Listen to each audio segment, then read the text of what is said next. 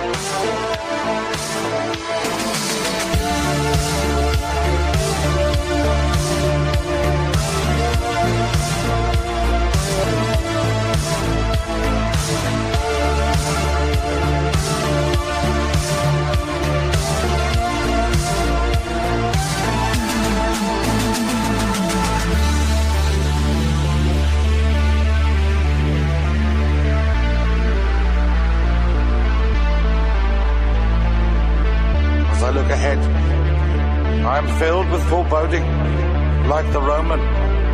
I seem to see the river Tiber foaming with much blood. That tragic and intractable phenomenon, which we watch with horror on the other side of the Atlantic, but which is interwoven with the history and existence of the states itself, is coming upon us here by our own volition and our own neglect.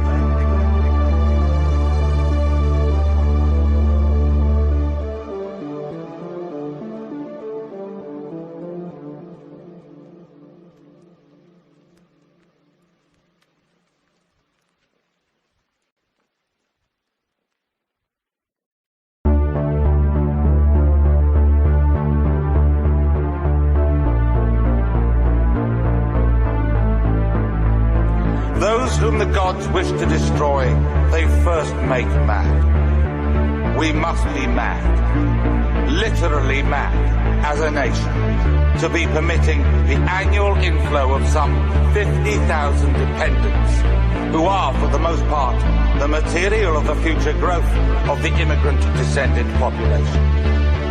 It is like watching a nation busily engaged in heaping up its own funeral pyre.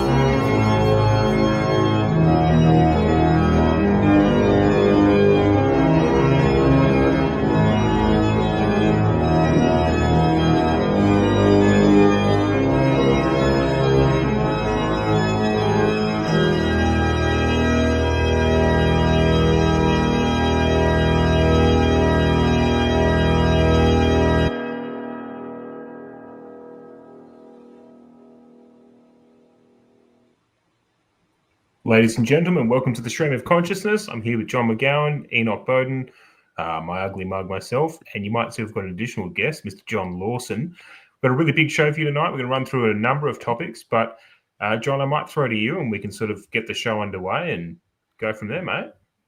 I'm just disturbed that the chat is in my head, so I gotta move my head. And also, I think we need to acknowledge the fact that you have shaved your head. I have. Hang on, I'll get rid of the. Oh man, is this going to be like an Ozpil Helly Hansen jacket? Like a big bit to start talking about the ideology. Slowly start adding different garb and things like that. The ideological implications. Yeah. Guys, welcome to the show. Another big week in Australian right-wing politics, or as I sometimes call it, the nascent new Australian right. I mean, the big news is Reignite Australia's failure to ignite on Sunday, right? I mean, or Sunday and Saturday, Melbourne and Sydney, meager crowds. No one showed up for the Festival of Diversity, the putting Australia first, except all the other things that come first. Avi Yemeni and his Lions of Judah, or whatever they're called. It was a massive disappointment. And yeah, well, not a disappointment. I don't think any of us were hoping it would go well, but crazy amount of media coverage, like arguably more media coverage than March for Australia got. Right before I came on, Current Affair were covering it. Current Affair had like one of those inside the police command center during one of the worst protests. Yes. And I turned it on and I thought, oh, this could be interesting because maybe this is from the October protest. No, they filmed it on the weekend. And they had like a slow-mo. They must have thought it would be big. They must have thought this is going to be going to go off. Well, it seemed like a bit of disappointment. And look, I have a slightly different view. I didn't expect it to be big, but I hoped that it would be bigger than it was, purely because I just think anything that's even vaguely in the direction of reduced migration is something that should be somewhat supported, even if we think that it doesn't go far enough, right? Yeah, but I get the impression that the organisers were sort of, especially with Sydney, sorely disappointed because the turnout was just tiny. And the takeaway from that I saw someone post a video where they were talking to Monica, and fair cop to her, she was answering the questions pretty directly. She was saying that, I know the one you're talking about. Yeah. She basically said that she felt that people don't resonate with a moderate position anymore, and she sort of assigned blame to online content being too extreme. I actually think the lesson to take away from this is the opposite, which is that normal people in Australia are far less moderate than the political establishment and talking heads think that they are, especially when it comes to migration. When it comes to migration, they are broadly extremist. And in a weird, perverse way, the centrist position on migration is the extremist position. It is an extremist position to bring in millions of strangers into our country. It is an extremist position to turn our country into an island of strangers. So, and to justify it with these abstractions, which is what they do, right? Exactly. I mean, that's the extreme part, and it's almost like the fantastical part because you have to do this like mental gymnastics to somehow make it work, or do what the Australian Labor Party is doing and just simply never mention it, try to avoid mentioning it. I mean, this one. I mean, look. I mean, maybe to give them some modicum of credit. I mean, I think protest fatigue is probably a factor. Sure. I think it was suggested on the Current Affair, but they should have seen that coming. Yeah. Oh, yeah. Well, I mean, they've been going on like almost pretty regularly. But we've been flagging this for a while, which is that people are going to get march fatigue, and actually there needs to be something different, right? Something needs to. It needs to have a point. It needs to be part of something that's going to. The ultimate equation is, I go and do something, right? And then that helps something change, and then I'll go and do more things. But people don't, cancel their plans and go to the city, and then nothing happens, and then they're asked to do the same thing again. That's why you lose energy. This was the first weekend protest by the right where they've been outnumbered by the left too. So March for Australia had these amazing turnouts, even like the weaker March for Australia's got reasonably decent turnouts on a declining scale. But at every one of those events, they vastly outnumbered the trots who would show up. I mean, in the case of October 19, to throw rocks. This time, they didn't. And you could see that coverage tonight, that like the police were genuinely concerned about this. I mean, it's worth watching it if you have high tolerance for agitprop, just because like the way the media portrayed it is so bad. Like the cops are there openly saying, we are not expecting violence from the right. The violence is coming from the left, but that is never once articulated by the journalist. Not once. They equivocate the entire time. They don't even call them by name. You know, we're always the far right. I mean, the fact too that they're just calling Monica Schmidt the far right. I mean, it made me feel ashamed to be a radical myself. So yeah, it was interesting to see the reaction from the media, because, you know, she did Sky News. I mean, none of the other guys got that kind of coverage, you know, apart from like Beck Freedom on Ben Fordham, which wasn't amazing. So well, you know, it was a somewhat attempted a hatchet job, right? It was like everything that had to do with March for Australia was actually an attempt to try and stop people from going. You had online influencers saying don't go, it's a trap. You had media saying it's a trap. And whereas this take down the organisers, but that probably actually got more publicity before the fact. But this leans into what I'm saying, what I was saying before, which is that the vast majority of people out there, when it comes to this issue, are actually extremists, right?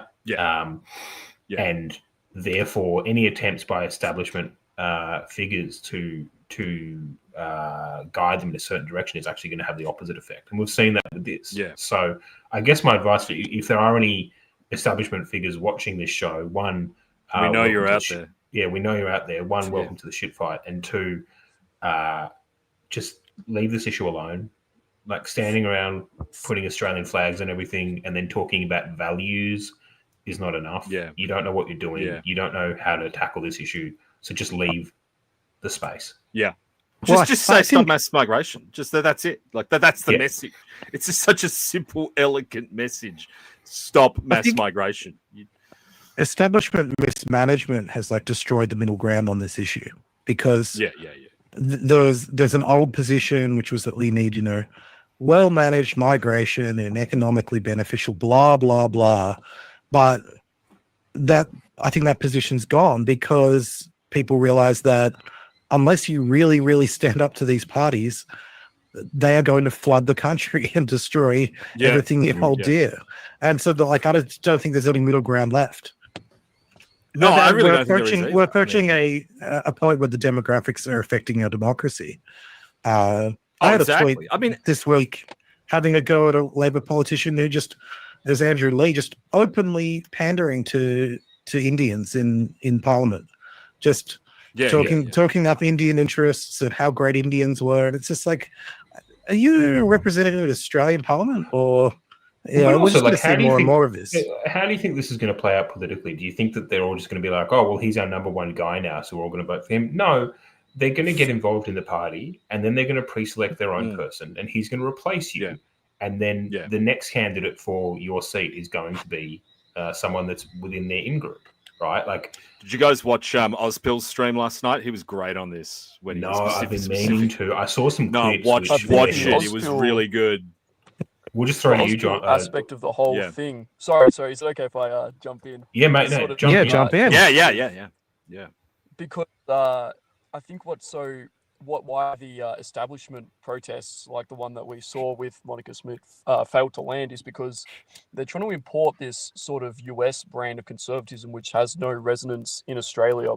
The US market has been prepped by decades of you could say quote unquote propaganda, but really it's just investment into media, into spreading messages at churches and things like that, so that when they do a march for Israel or whatever over there, when they've got like these sort of more complex issues where they're talking about policy and so on, they've got an audience that's already prepped to listen to that kind of message. Whereas in Australia, none of that groundwork has been done, none of that prep work. The average person that showed up to March for Australia probably doesn't consume that much political content except maybe when they're scrolling, but they're not listening to deep politics podcasts or anything like that. So they should be. You've got Ozbil, who so clearly understand. They should be. They should be tuning into the Sock podcast. But then you've got Ozbil that comes along, and he's just a bloke. He's just a guy that gets it because I guess he's grown up amongst it. He's in the country. He hasn't had to go through the brainwashing system of well, I've got to take money from this donor, so I have to leave out this part of the message. I have to include this weird inclusion of this foreign country, which is only related because they're going to pay the bills or something like that. He just cuts right through it and says, I'm an Aussie standing up for Aussies. It's a message anyone can get on board with, basically. And I mean, you're spot on about the American thing too. I mean, one of the reasons why the Americans are so much better at this than us is because America actually is not that diverse when you think about it, right? 13% are African American, and African Americans have a left and a right. I mean, what's the rate of people with Latin heritage? Is something like just shy of 20% now. And then you got regional cohorts of Koreans, regional cohorts of Chinese, and everything else is kind of atomized, right? Here, I mean, we have really big cohorts, like statistically significant ones that don't have their own political left and right, like the way, say, African Americans do, right? So US Republicans have cohorts of African Americans voting for these explicitly white-coded America First messages. Trump famously had Mexicans who were probably illegal themselves supporting those messages, and we just don't have that. We've got a totally different kind of social spectrum that makes this stuff really difficult, and just importing the US language is never going to work. It has to be explicitly Australian, and to find that you have to go to the past, right? Which was segues into why we've got John on the show, because John's National Observer Project has just got a book out. There it is. Hold on. Yeah. The product placement. Australia Forever, the collected essays of Graham Campbell, who, is a titan of Australian nationalism. And I mean, this is my point. We have to look to the past for how to do this. There's an entire chapter in there called, what does winning look like for Australian nationalists? And it's like a kind of black pill and white pill, like a grey pill, if you will. When with so much of what he says, and I think it was written almost 20 years ago, is still relevant today. It would still resonate if someone like me put it on a Substack, So, I think all this stuff's going to come to a head very soon. As we figure out what direction we're going. Well, we need to be original, and the biggest issue that we have at the moment is we just copy paste a lot of the sloppiness stuff that happens in America mainly, and then a little bit of what's happening in the UK. So, which we saw at the weekend, right? They had Tommy Robinson. Tommy Robinson, we had Tommy Robinson, and we've got Reform Australia, which is like Reform UK, but not really. We have Turning Point, but Australia, it's like I understand the effort. I understand the direction. I'm not trying to shit on people for wanting to push in the right space, but it's like we're actually our own unique country with our own unique history and our own unique culture. So can we lean into that? And part of that involves, as you said, diving into the past and looking at what worked and what didn't. And I think, JL, we might sort of throw to you to sort of give a bit more context and background around this book that you've written and released, and why you're on the show, mate. Well, I appreciate it. Thank you, guys. I sort of fell into the position of compiling Graham's unpublished works because I first started a podcast it would be about 2 years ago now, thereabouts. And one of the earlier guests that I managed to get on, one of the more high-profile guests, I suppose. I mean, Frank Salter was very generous in volunteering to come on and so on at the very early stages. But I managed to do a bit of networking, and I eventually managed to get the phone number of this sort of titan of Australian politics that has been largely forgotten in the online space in sort of what we'd call the nationalist scene today. And his name was Graham Campbell, the former member for the world's largest electorate, Kalgoorlie.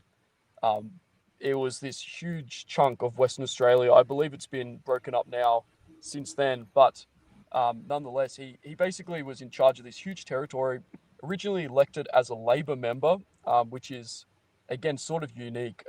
Mark Latham, in his book, The Latham Diaries, he actually mentions how he went to Graham Campbell's first book launch for his book, Australia Betrayed.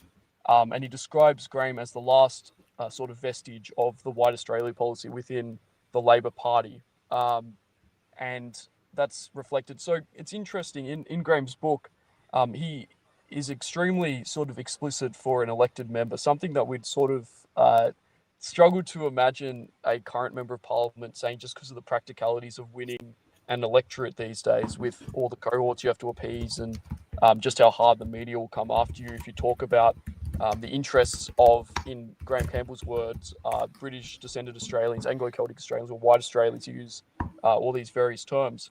Anyway, I managed to get Graham on in his extreme old age, and I had him on another one time after that, actually, on the podcast when he was even closer to his unfortunate death. And I was able to build a bit of rapport, and his family actually offered me a trove of his old unpublished papers.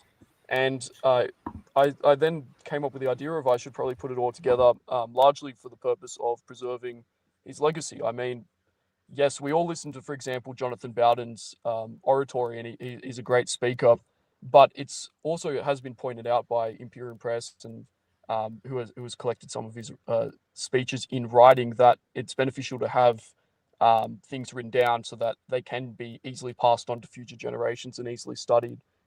So I combined a bunch of his essays and some of his best speeches into a book, and I titled it Australia Forever. It covers a range of topics. The 5 main essays are basically, it covers Australian history. So the first essay is an Australian retrospective, which is sort of a summary of our history as told by Graham. It's definitely brief, but it hits a lot of the points that would be interesting to our guys these days. Sort of, you know, the yellow peril and stuff like that, and how we were operating within the empire, the world wars and everything. Following that, his big essay, Immigration and Consensus, and that one's a really interesting one. I think we all know the facts today. We're being flooded by migrants from the various undesirable countries, various countries whose populations are changing Australia. But myself included, a lot of people don't know all the ins and outs of the political sort of changes which led that to happen. So Graham actually lived through the Keating and Hawke years, as they were Labor leaders, as well as Fraser. And he was writing during that period. So he really went into the deep politics of why are we seeing this huge change in culture, in our policy. And, you know, I guess he couldn't really address what to do about it because there was only one voice in the wilderness, but he was at least able to record it and explain the kind of scam that was being perpetuated on Australians. I'll just whip through the rest. So industry policy, something that interests me a bit. But I don't know if it's as interesting as, for example, the racist, quote unquote, racist stuff. I thought it was interesting. Yeah. It's still interesting, and he goes really into depth on it.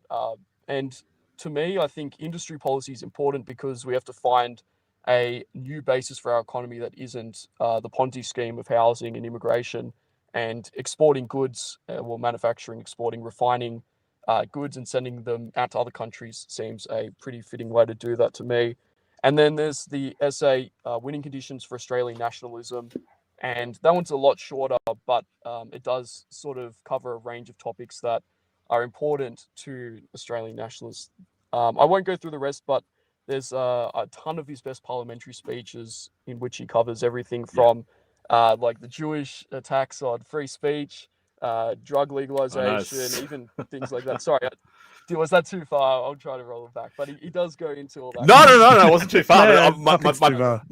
Dude. I mean, we're going to talk about satanic pedophiles later on. The point on that stuff is just that it's happening again, right? Like it's that's the shocking thing about the book is it's like you keep reading these essays and you're like, oh, yeah, that's happening again. Like, I mean, one of the most interesting things I think about it and why I think it's going to be such a big seller is because of the time we're living in. I mean, One Nation is, I mean, when Graham was in One Nation, I don't think they'd ever got above 11%. He'd left by the 98 election, hadn't he? So, with One Nation polling by some measure, like over 16%, I think this is going to be extremely interesting to people on both sides of the political fence, actually. Like, I would recommend this book to leftists and say, hey, if you want to understand how we got to, where we are and where we're going, I mean, you need to read this,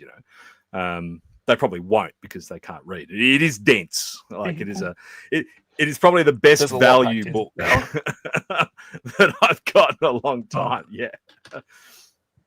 Well, we sometimes read treatises on Australian politics, Substacks, and so on. It's just so unique that Graham was actually living in it. He's able to go sort of move by move in some of the political plays, in how we ended up with the multicultural situation that we have today. He also, I guess, something I forgot to mention, but it's relevant, is he was very critical of the Aboriginal lobby as well, and he sort of tracks the early development of that. Another sort of interesting political development. And that was something too, I think, where the Liberals kind of had a bit of intellectual regard for him. So, I mean, on immigration, on questions of culture, Campbell was just kind of suppressed by the mainstream. But I think some of what he had to say, particularly about ATSIC in the mid-1990s, I mean, I think that resonated a great deal. Because, I mean, the Liberals did a lot of that. I mean, they actually enacted some of what he was talking about by the late 1990s.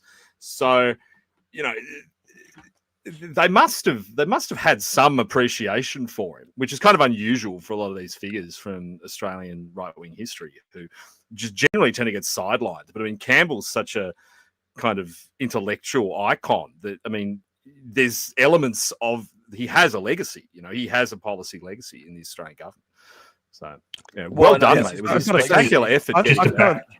Just to backtrack, I've got my copy of the book. Go ahead. Oh, sorry, mate. Just reading a comment. Again, I love our anonymous. What are we calling them again? Sock puppets. So Gerard Rennick-Roper is sociopaths.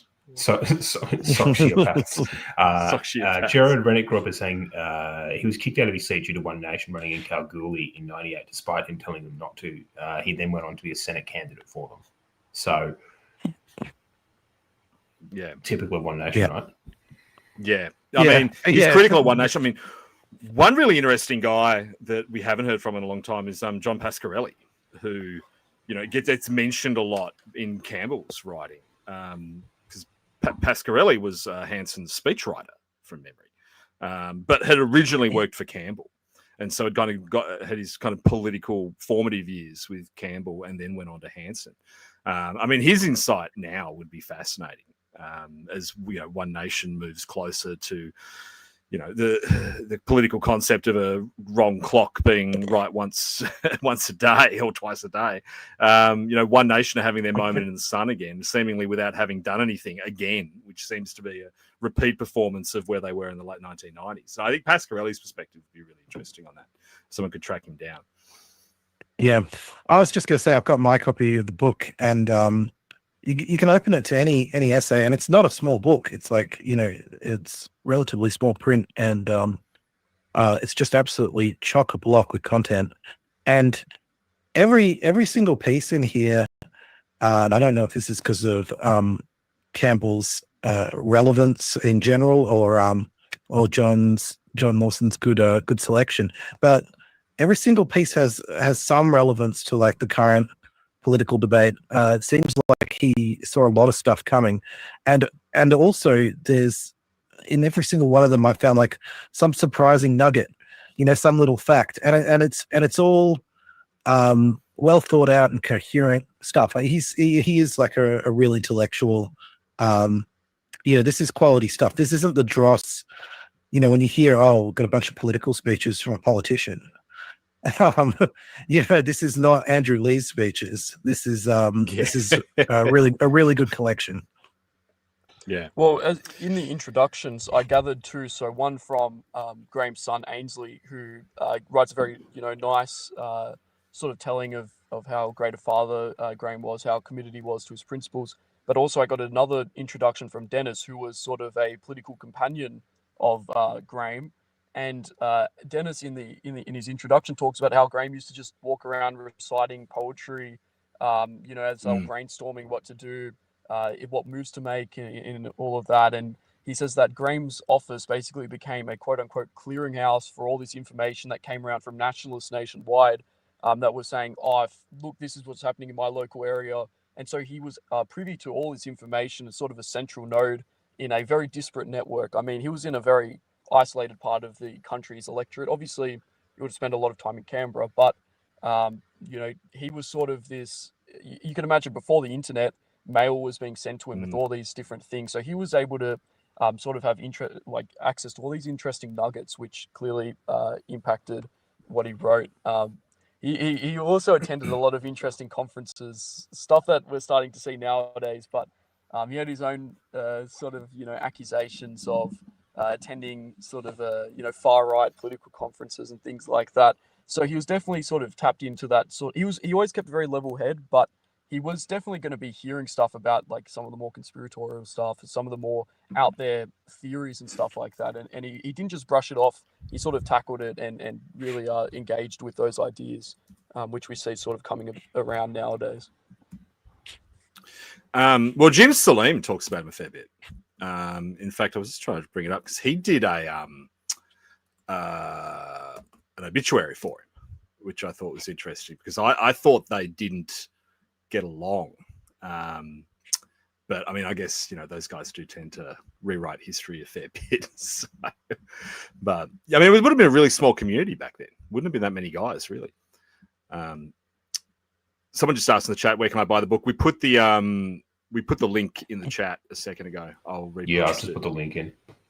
Yeah. I really encourage everyone to buy it. I mean, not only is it a good quality book, and something that's really interesting for people that are sort of in our political sphere, it's also important that we support our own and help, help our guys and help the good guys, push the message out there. So if you've got a bit of spare cash lying around, buy the book. I've just put the link in the chat. Jump on, takes a couple of seconds. I got mine in like 24 hours. So you don't have to wait long, and it's bloody ripper. I'm ordering another copy to give my mum because she quite It'll be delivered to you by an Albanian on a scooter. It'll get there real quick. Yeah. Because we live in a globalized economy where money and goods flow right around the world. So, and we love it. Well, I noticed on the back page it actually says, we love. How good are the curries? I mean, it's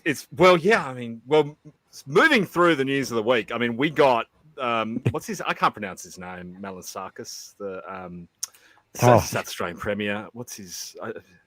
So does Malinaukas, does that count as a Star Wars name, or is that more of it's a Star Wars name. It's a Star Wars name. Is it Star Wars, or is it something else? Is it like No, he's Greek, but there's like, I mean, my grandfather's surname was Alexopoulos, which is that's a good, like, kind of Western Greek name. Whatever that guy's got, that's some kind of hill person Greek name. I mean, these probably his ancestors were taken as Janissaries. I don't know. It's a Star Wars name. But anyway, look, he was doing a speech this week where he did the food meme. He did the Piers Morgan. Right after Piers Morgan did it and got destroyed for it. And Tucker said, but we have the recipes, which is that amazing. It's a Rowan Atkinson sketch. Rowan Atkinson, which is trying to send up conservatives. Ago. Yeah. I get the impression Rowan Atkinson's pretty based because of the way the UK media turned on him. I just remember when he went through that period of crashing his Lamborghini every week or so. I think that was the fact they kept reporting on that was a sign that he's actually conservative. Because if he was a left-wing celebrity, like, he could be doing whatever he wants. Did you ever see his speech in defense of free speech? I remember when, like, early on my Red Pill journey, back in high school, I remember seeing he did like this speech in defense of like free speech and comedy and stuff like that. It's nothing like radical nowadays, but nonetheless, it's sort of an interesting tidbit. He clearly was lashing out against the political correctness of the time. Yeah, well, it's funny that his kind of enduring legacy in conservative politics is the recipes, which they just can't stop doing. And it's all they've got. It's like this canard that they have. There you go. In the Malinauskis speech, he he went on to go, he didn't just stop at the recipes. He got into even weaker territory. He was also saying, oh, and what about like, the different performative dance, tendencies there are out there. It's just like, this is not the reason for a policy. Like, but I mean, this is such like changing the fabric of a society in order to give people different performative dance. There's a couple of things in this, right? Which is that what I consider to be just like a Reddit meme, or sorry, like a 4chan meme has actually come to life, right? Which is the, what about the food angle? And then on top of that, and I have to just autism for a moment, British food is actually delicious. This is going back to the Piers Morgan stuff. People need to understand that the entire purpose of British food and a lot of Western food is that you have fresh ingredients and you let the flavors of said fresh ingredients speak for themselves. Steak and 3 veg, right, is really bland. If you're a spice cell. However, what you need to understand is that a good cut of steak, literally, if it's cooked properly, only needs a bit of salt because the flavor of the beef speaks for itself. Yeah. If you live in a failed state where everything's rotting on the side of the road, then yes, you got to put spices in it. Yeah, exactly. Then you got to put spices on it. So this idea that I need to have like fucking gutter oil splash noodles because it's delicious. No, sorry. Actually, like a standard meat and 3 veg beats it every single day of the week because we managed to have fresh produce. And I hate the boomer meme, which is like, oh, well, white people food's disgusting.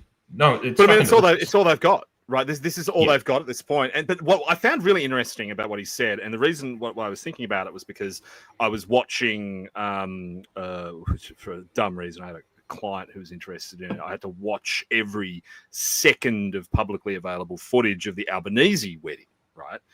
And because there's probably about in total across every network, it weirdly did not have just one pool, or if they had one pool camera, they split up the footage. So there's about like 45 minutes worth of shots from across every outlet. And when I was going through it all, like you watch these people and where they are and who they are and behind the big wall at the lodge, and you realize how desperately out of touch like the political elite in this country are, to the point where what he said kind of makes sense. Because if you're the Premier of South Australia, the only time you engage with non-Anglo-Celtic culture is when you're eating at one of their restaurants or you're watching an interpretive dance at a community event. That's it. Mm-hmm. You don't see anything else. You don't see the machete gangs. You don't get Indian scam calls. I mean, this occurred to me during this project, and I want to get an opportunity to have someone do this in the next federal election. Forget about the old contrived, how much is a carton of milk, how much is a 12-pack of eggs. I want to get one of these politicians to get out their phone and show us when the last time they caught an Uber was. Mm-hmm. Right? Because these guys don't catch fucking Ubers, right? They got drivers. So when was the last time they got into an Uber and had the smells and experiences of mass migration thrust in their face, often 25 kilometers over the speed limit, going over speed humps and getting lost and doing that thing they do on their phones the entire time? They have no concept of what living with the consequences of third world migration is like for ordinary people. This is what was the last Trump restaurant went to? Was it Apollo in fucking Potts Point, or was it your local, botulism outlet? Yeah, they have no concept of it. I mean, this is why Trump is doing so well on the Tim Walz Somalia stuff, right? I mean, prima facie, Trump's comments on Waltz and the Somalian migration problems are kind of a bridge too far even for him. And yet he's got no blowback from it, none at all. And the reason is because all these poor people it's Michigan, I think. I mean, well, they've seen it up close. And even people on the left in Michigan are saying, well, you shouldn't call Tim Walz retarded, but we do have a problem, So our politicians just don't get it at all. They have just zero concept of what real life is like for people. And I don't think it's just them, man. I think it's probably a class thing just generally. Like there's an income range in this country where you no longer have to see them. And so over and above it, you can just have these elite opinions on migration. This is the thing, right? Like it's theoretical. this sort of segues into the rise of One Nation and a whole bunch of other things. But you're seeing some people in the coalition sort of try and wear nationalism as a skin suit and failing miserably at it. So some of these people have finally figured out, oh, maybe migration's a problem. And I'm seeing like Melissa McIntosh, who very clearly is trying to go for leadership tilt. She's now just like, her cover photo is like her awkwardly holding the Australian flag. Every single post that she puts up now just has like a shitty Canva Australian flag draped over it. And she's talking about how mass migration is bad because services are struggling and there's potholes. It's like, no. Sure, I don't like that public hospitals are being overrun with people that shouldn't be here. But separately, even like whether that was happening or not, I like my country. Like you're approaching me as someone who doesn't engage with any of this stuff, who just thinks that the plebs only care about government services, and if the government services were better, then we could have infinity Bomalians. No. Yeah. Well, it's an interesting point, right? Because it kind of reflects on this broader problem with the Liberals that, I mean, to their credit, Labor kind of grasps. Labor gets that they're stewards of a culture. It's just that the culture they believe they are stewards of is not ours. It's an alien culture. When Tony Burke, I mean, we talked about this last week, when Tony Burke talks about modern Australia, I mean, we need to declare war on Tony Burke's modern Australia. Whatever he's talking about, it's not Australia. But at least they have this kind of cultural they have some kind of vision. Gravity. We as people of the new right, the radical right, can have that debate with Tony Burke because he's coming at it from a cultural perspective. We're coming at it a cultural perspective. And Melissa McIntosh is sitting there talking about fucking potholes, right? Yeah. So... And this is how they've been conditioned in the Liberals for decades. That it's all about potholes. It's all about the bins being collected. It's because I mean, as we've seen, it's managerialism. Exactly. We're now up to like the third government policy, which is going to come about because they read one book. I mean, most of these guys, the only political book they've ever read is Chris Matthews' Hardball. And so that anecdote about, you know the one I'm talking about, where the guy goes to the debate and the senator, someone gets up and the senator asks him about his garbage being collected. And the guy goes, well, I'm a senator. I'm not responsible for your garbage to get collected. And the guy says, yeah, but who's going to collect my garbage? Like, that's kind of all the Liberals have. That's their politics, you know, are these 20-year-old books by US Democrats, right? That informs their worldview. Yeah, and as Ben has just said in the chat, like there's a new Liberal senator who put an op-ed in the Kiwi newspaper about making it easy to send money overseas. Yes, like, no, that's it's Monica Tudor-Hope. No. Jess Collins. Jess Collins. Oh, I got those confused. Yeah, there's a certain breed of conservative white liberal woman that's impossible to kind of separate. Is that Tudor-Hope? Is that Tudor-Hope a nepo baby related to Damien, or is that just a? Yeah. Monica is. I mean, she's probably. I mean, Damien's getting now. I think. But I mean, Jess Collins is just like another person that allegedly was supposed to be this super based, New South Wales person that was going to be the best senator to get into the space. And then what's the first? She's going to save us. Yeah, we need to make it easier for strangers to extract wealth from this country and send it overseas.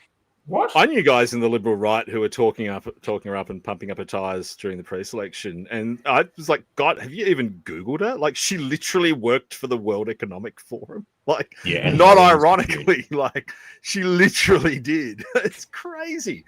As Dr. Tradcon. Now, Dr. Tradcon's a really good head on this stuff. He knows more of this. He's probably been alive for more of this stuff than any of us combined. I mean, yeah, she's part of that whole Perrottet clique that snuck her in. So, and where's Perrottet now? Also working for the Davos crowd in New York. So, yeah, I mean, this is where the Liberals are at, where, there's a cultural debate going on in the heart of our country. And the best they can do, the absolute best they can do is potholes. And it's only a matter of time before one of them comes out of food. To be fair, it's potholes and the Australian flag. So the flag and values. Values. Have you seen the values test is out this week, right? How do you have a debate about values without talking about the values? And God, I mean, I think it was Angus Taylor I saw on 7:30 Report last night, and just got tied in knots by Zavalis. not knowing what the test was going to be or how it was going to be implemented or what the point of it was. It was absolutely hilarious. I think that if we actually did have a Australian values test that was administrated in an intelligent way, it wouldn't even be a terrible thing. Like, what was the White Australia policy? How's that administrated? A dictation test, right? Dictation test, it's all about how it's applied. But, for example, with the values test, I put out a tweet not too long ago. Even if you take the sort of, airy-fairy sort of mainstream modern concept of Australian values, fairness, having good mates, sort of egalitarian culture, relatively laid back. None of these things apply to the kind of foreign migrants that we're getting. Like, for example, they'll say, well, Indians, they're very religious, they're hardworking, and they're family oriented. Okay, but they've got an extremely one of the harshest class hierarchies in the world, and they're also all about like work. So it's nothing like Australian values, quote unquote. But exactly. It is the Brown Australia policy where the Australian values dictation test will be, sort of woven in such a way where we can admit all of these third worlders. Well, it goes back to that. What was that Curtin quote? I think it was Curtin who said, the reason we don't want the reason for the White Australia policy isn't because of the bad qualities of the non-white races. It's because of their good qualities. It's because they work harder. And I've said this on the show before. Like the Australian dream, the idea of Australia is not working hard. That was never part of the social contract that we have with the government. The Australian dream is waking up in the morning, going for a surf, going to work at 9, coming home before the sun goes down and playing with your kids, right? It's not working 2 jobs. It's not driving an Uber when you get home from your 3rd job, right? And this is the debate that's worth having with modern Labor, because these are their values. I mean, this is what Tony Burke's conception of modern Australia is. It's the Uber driver. It's the guys working triple shifts and sending the money back in remittances. It's not us. Their entire focus is now GDP, right? And it's all just about pumping that in whatever way, shape, or form. And we were talking about Piers Morgan and the Star Wars name guy down in South Australia. And them talking about, infinity migration is good because chicken tikka masala. The other thing that happened in the Piers Morgan Tucker interview is Tucker was quite scathing about the entire idea about GDP being important, and he raised a good point, which is for his entire adult life, all he's ever heard from the libertarian crowd and the econ crowd is that Japan is going to collapse and Japan is fucked and Japan is going to die any minute, and yet you go there and sure, GDP's not going well. Yes, they've got a fertility crisis. But the country functions like everyone. Yeah. But the country still functions. It is a high trust society. Like Tokyo, with a population of 12 million or whatever it is a clean city where you're not going to get a machete in the face by a Sudanese kid. So at a certain point, I think it's okay for us to say, and we spoke about this on the last stream, which is it's okay for us to say, well, GDP doesn't matter anymore. Tank it. Yeah. Because something else needs to be done. People get hung up on with Japan talking about the cultural question and because we've seen the cool stuff that's come out in Japanese politics recently where they're doing the remigration talk, whatever. But there's an economic piece at the heart of Japan, which is that its stasis is okay, right? There's a difference between stagnation and stasis, and Japan it achieves this homeostasis in their economy that no one else does because no one else is trying. But Japan tried and succeeded. And, when you're in Japan, you kind of have this idea in your head that it's like this cyberpunk utopia. But actually, they're really backward in a lot of ways. Like some of the part of public technology is really old, right? And that's because they don't value the same things, right? They don't value replacing things that don't need to be replaced purely for growth purposes. And that's how you get to homeostasis, right? That's got to be the buzzword for right-wing economics into the future. And national conservatives kind of aren't quite there yet. Tucker, I think, is. Although Tucker's generally all over the shop. But yeah, we have to start thinking like that. That It's not going to grow forever. At some point, the line has to be flat.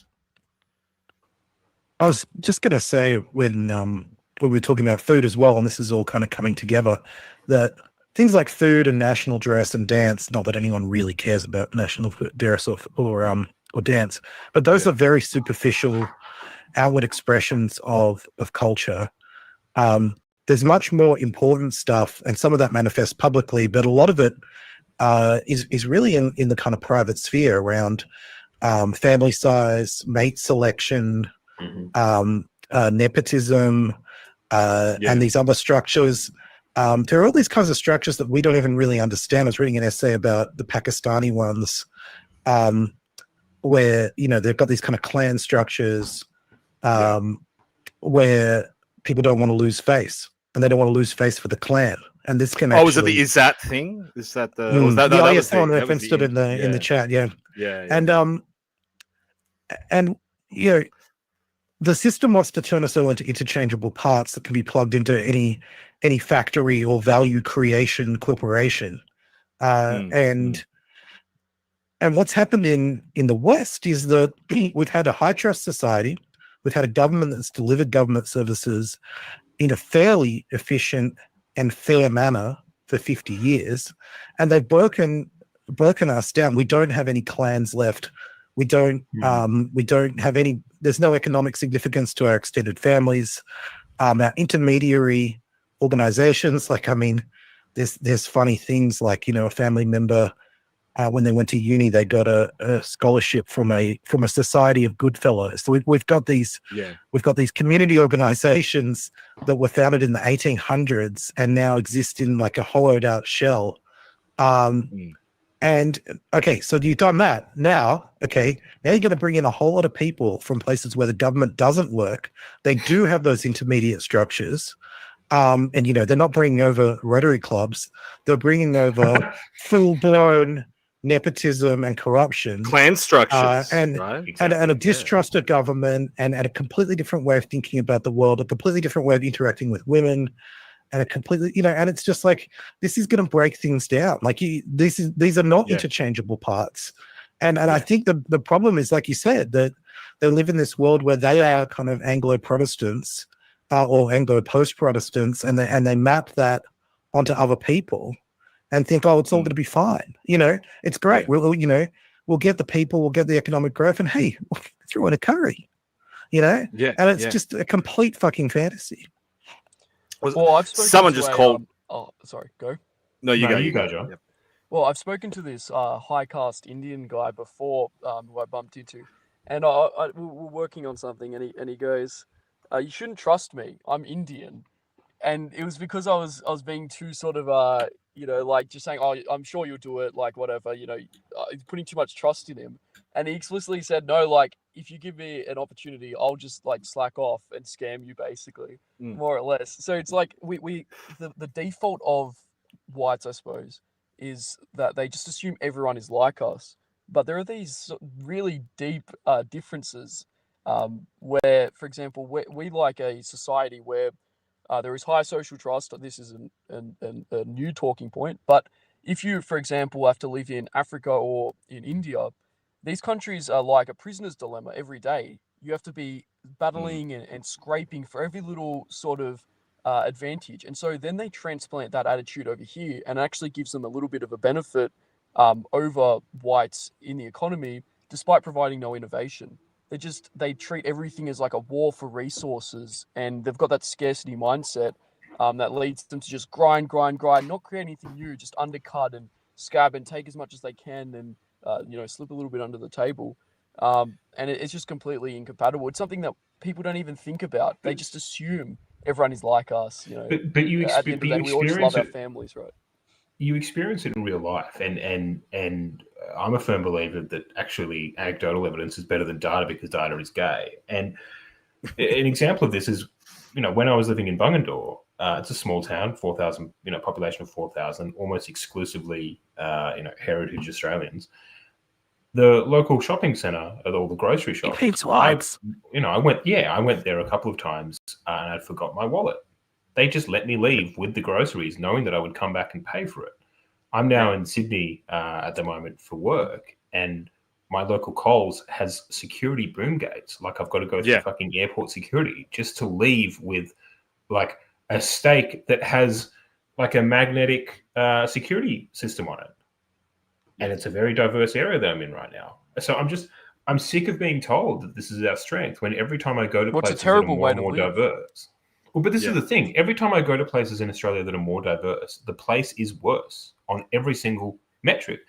Not just worse for me, worse for the people that are there as the diverse cohorts as well. So I'm at the point where I don't care what the numbers say. I don't care what the data says. I don't care what the talking heads say. I have my own eyes and I can actually experience things, and I know what I'm seeing and experiencing, and it is worse. Well, so there's another interesting piece of news out this week, which is the 1 in 4 Gen X men are voting One Nation, right? Which, I mean, I think we've talked about this on the show before, right? And I've talked about how a lot of it goes to where did Howard's battlers end up after the money ran out, right? But I mean, this is the real life that these people are seeing, and they leave their house and they see this stuff, and these people were voting for John Howard's Big Australia 20 years ago. We know that about them. And now they're not. So you have to ask yourself what changed. Now, one of the interesting things that I think is happening with the current government, I mean, we often criticize them for just being morons and being incompetent, but a part of me wonders to what extent are they not completely cognizant of what's happening. And when you think about it that way, you can kind of contextualize a lot of what's going on. I mean, this is where all the social cohesion nonsense comes from. This is where the online censorship and the social controls are coming from. It's because they know what they're doing, and they know what the society they are in the process of creating actually looks like. So when they're banning under 16s from social media, or they're going after protesters, or any of the other, stupid policies they've cooked up recently. Today it was about like using smart cars to stalk domestic violence victims. Did you see this? Karen was out on this. When we watch this stuff, I think we get a bit caught up in ourselves, and we watch it thinking, oh, here they go again. They're coming after the white man. Actually, I don't think they are. I think they are front-loading tomorrow's policies for controlling third world Australia. And that's what's going on. That's what's going on in the back of their minds. Why would they possibly see that as a good outcome? Like, if they do know what's coming, why are they on board our train? Because line goes up, right? That's why they think it's a good outcome. So the line going up is worth it to them. So... I mean, and also historically, tyrants have always wanted fractured, broken societies to rule over. I mean, on the question of whether our leaders are sort of dark arts masters, or as you've referred to in the past, dark retards, I tend to think that they're dark retards, and it's not surprising when you think about this. I was talking to my wife about this the other day, like. Think about some of the newer guys that are getting into party positions. This is within the coalition, but it's across sort of the other major parties as well. These are guys that we sort of hung out with, and the only reason they got pre-selected is because they're the most boring loser that no one could really dig enough dirt up on because they were fucking stupid, right? Yeah. And they're the ones that are now getting into different federal seats and Senate pre-selection spots. So. You walk around the halls of Parliament and you talk to some of these people and you realise, Brian, you're doing the Robespierre thing where now every liberal is going to think you mean them. This is how Robespierre got himself killed in the French Revolution. Well, so many you need to name names. Well, to be clear, if you're watching this and you think that I'm referring to you, I am. And the ones that and I'm about to accuse you of cheating on your wife on stream, like I did Susan's and the ones that how does he know that? Well, the ones that are smart know that I'm not referring to them. Yeah, and there's probably only about 5 of them left. Yeah, I mean, a lot of them are young too. I mean, that's a big factor. Like, that's how they kind of get around people like me existing. Is it's very hard to dig dirt on a 23-year-old. I mean, it's really hard to dig dirt in a 21-year-old. Like, they just haven't. I mean, this cohort of 21 to 23-year-olds are like politically perfect because the years of terror for most people, like the years where you're up to some shady stuff. I mean, these guys were locked in their houses during COVID. So, they've kind of come into the world fed on TikTok algorithms, just these perfect kind of political machines, better than any of the previous generation were.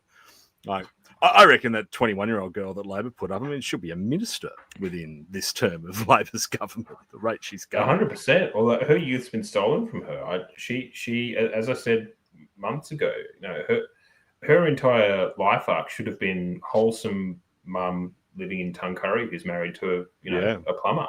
But no, now she needs to be girl boss. It's just, it's no good. In Canberra. And, Canberra still hasn't changed that much. I mean, it's still just a cesspit. It's just they're better at covering it up now. Yeah. Look, it's bad. I don't know. I don't know what's going to happen. I'm thankfully it's all over for a while. I mean, we get a break. I really think we're going to be into the sock esoteric zone where hopefully there's just not a lot of news over Christmas. Actually, what are we going to do? Delay the implementation of age verification? Like, what happened there? Or were they? No, that was fake news. It's still coming in. It's coming in next week. Coming. It's not. It hasn't been delayed. I got fake news. Yeah, I saw that. Yeah, I got fake news too. I saw that and thought, oh wow, but then I clicked on it and I was like, oh, this does not look legitimate. I checked the noticer and they didn't have anything about it. So speaking of that, a lot of people now use that as their primary news source. Oh yeah, dude. I mean, this week, in the last 24 hours, I mean, we have been treated to what I think we can conservatively say is the greatest noticer headline in their history. It was a banger. I mean, far left journalist among 4 arrested over alleged satanic pedophile ring. But what makes it is the lead. The alleged ringleader is also gay and Aboriginal. It's as it expected. I was pretty sure I saw him being pulled out of the projects in Waterloo. In Waterloo, he was in Waterloo. Because they said it was Waterloo, but then the shot of him getting pulled out, I was like, "Oh, is that the projects?" Bro was I guess that's matching up with the rest of it. Yeah, it was. I think JL was about to say something. I mean, yeah. No, I was being silly. I was saying he was demon maxing. I mean, gay, worshipping Dreamtime spirits, satanic, and child abuse. It's like every. Well, I mean, did you know he's like we got to be like reasonably careful because I mean, who knows what's going to happen with this stuff. But I mean, his name that has been published, is Landon Ashton Versace Germanotta Mills, and so he's changed his name to Lady Gaga's name. Which I mean, I hate it when I wake up in the morning because I love you guys, but like it's just you guys that I like.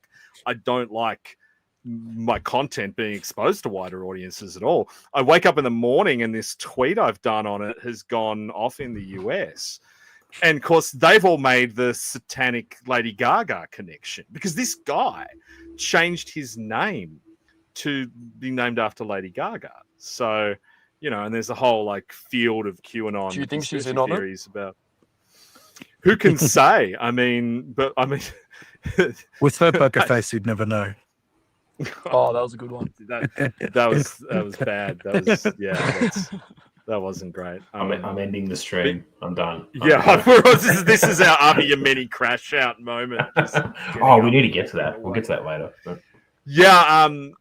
But look, I mean, the wild thing is, not stay too much longer. But just one thing, sort of a little bit of a tangent. I don't mean to distract too much on. No, dude, this is the stream of consciousness, dude. Consciousness, yeah. What we're everything's all on board. Yeah. Well, I want to get your guys' thoughts on it because if anyone's going to know, it's you.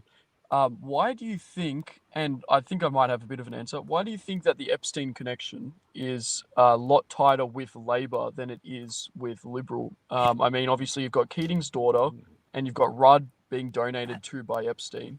They both obviously, they've said things that distance themselves and everything like that. Why do you think it's so much stronger with Labor than with, the sort of, you'd imagine that in some ways the Liberals would be, sort of soulless, sort of willing to engage in that kind of subterfuge, But Labor, it seems like a bit of an odd fit. I know Epstein was closer with the left-wing elites in the US. Maybe that's the connection. But what are your thoughts? There's a really easy explanation from our resident Epstein obsessive, and that is that Epstein's kind of political activity is in a really narrow window between the end of 2006 and late 2014. So really the only period he was kind of engaging with people at a political level and meeting these guys is during Gillard Rudd in that period in Australian political history. So Epstein was just a kind of freak show investor and pederast through the 90s and early 2000s. And then he was outed. I mean, he went through the first tranche of accusations by mid-2010s. So it is really this narrow window where he's running around the world, meeting Bill Gates, having his friends jet back and forth to the islands, going to World Economic Forum, Davos, talking to scientists and shit like that. This is where he meets Kevin Rudd as well. I mean, where Kevin Rudd says he didn't go to the dinner. It's right in that really narrow window of time where that generation of Labor guys was actually quite influential. So that's why. So had he been around for, if he had been, it's not a coincidence. I think he was very deliberate in who he engaged with. These people were influential people. I mean, do you remember when we were seriously talking about Kevin Rudd as UN Secretary General? Do you remember that was a thing? This is actually the period in which Epstein engages with him. Marshwood says John McGowan visited the island in 2015. I can neither confirm or deny this. I know who you are, Marshwood. I've seen your comments on a Telegram channel. I know what you say about me, man. I'm watching you. Sauce. Yeah. You got to watch these guys in the chat, man. The sociopaths. But yeah, that's what's going on with Epstein and Labor. I mean, the Keating stuff is shady because we've now got the messages that came out in the last tranche of documents. So we've got the we've got the transcripts of Epstein actually talking about procuring her, which is terrifying. This is Keating's daughter, is it? By her you mentioned? Keating's daughter, yeah. Crazy. Anyway. I think actually over Christmas might be a good time for us to do the stream of conspiracies. I'm going to get into that. Yeah, let's do it. Yeah. We need to go through the entire iceberg. Because I need to do a real deep dive on this Satanism thing, right? I mean, I was going to get into it tonight, I'd say maybe avoid. Avoid at all costs. They caught one. I mean, it's crazy, man. They caught one. Well, they caught four. It's just they only showed the pics of one. Although the Noticer, because the Noticer is the best news outlet in the country, the Noticer actually carried all the footage. So if you go onto the Noticer website, you can see a lot of footage that the mainstream media didn't carry, which was all released by New South Wales Police. Mm-hmm. And you can see inside the grimy, disgusting apartments that these people lived in. You can smell them. They're like it looks like a scene from 8 millimeter. Yeah. It has that kind of vibe. If you guys haven't seen, there's a Nick Cage movie called 8 millimeter. It's actually one of the good Nick Cage films. It's based on a true story. I'm absolutely convinced, and I'll put that on the list of things to do a deep dive on. And this dude's apartment, the internal shots, it looks like the main villain's apartment in 8 millimeter. So give it a watch. Yeah, you could feel the hash oil built up on the surfaces of that guy's kitchen in the footage. But what's staggering about it is that New South Wales Police just came out and said, "Yeah, satanic ritual abuse is the thing," and that's I love the task force name. Yeah, Constantine. Yeah. I know, come on, man. They knew. I mean, good on them. I'm glad. I mean, you could see that the guys who were arresting him too, they looked seriously into it. This is a great collar for them. Imagine how many people those guys arrest every week, who just order swastikas online that don't deserve to get arrested. And then you get to go and arrest an actual satanic pedophile, True Detective style. You just know that those guys were just in the car the entire time doing Rust Cole quotes, like every minute of the drive. It's like they're driving to arrest those guys. The guy's like, "Time is a flat circle." Like, I wouldn't have been able to stop doing it the whole time. I would have been the other guy in the car going, you know, "You say odd shit." That's a great man. show. I just finished it recently. I've watched it like 9 times. Probably I watched it like twice a year, I reckon. Oh, the second one's good too. Okay. The third one sucks. The fourth one is perhaps one of the worst things that's ever been put on television. I only got through 3 episodes of it. The third one's okay, but kind of like starts going downhill. The second one is great too. And if you follow Mystery Grove Publishing, I mean, he was a big like evangelist for season 2 of True Detective. But yeah, I mean, and that was the other weird thing. If you were a True Detective fan, the satanic pedophile comes out of the house like wearing like the kind of spiral symbol thing, like creepy, man, real creepy. What's going on there? Creepy. Yeah, well, I don't like the kind of slop posting about the capital punishment that you often get, just for the simple reason, like, none of these guys can articulate an actual policy position. I'm like, okay, fine, you want capital punishment back? Explain how you're going to do it. But I mean, in this case, like, you look at it and you go, yep, no, they should have just like tucked the flamethrower in the door and taken care of it. You know, I don't even see the point of arresting him at that point.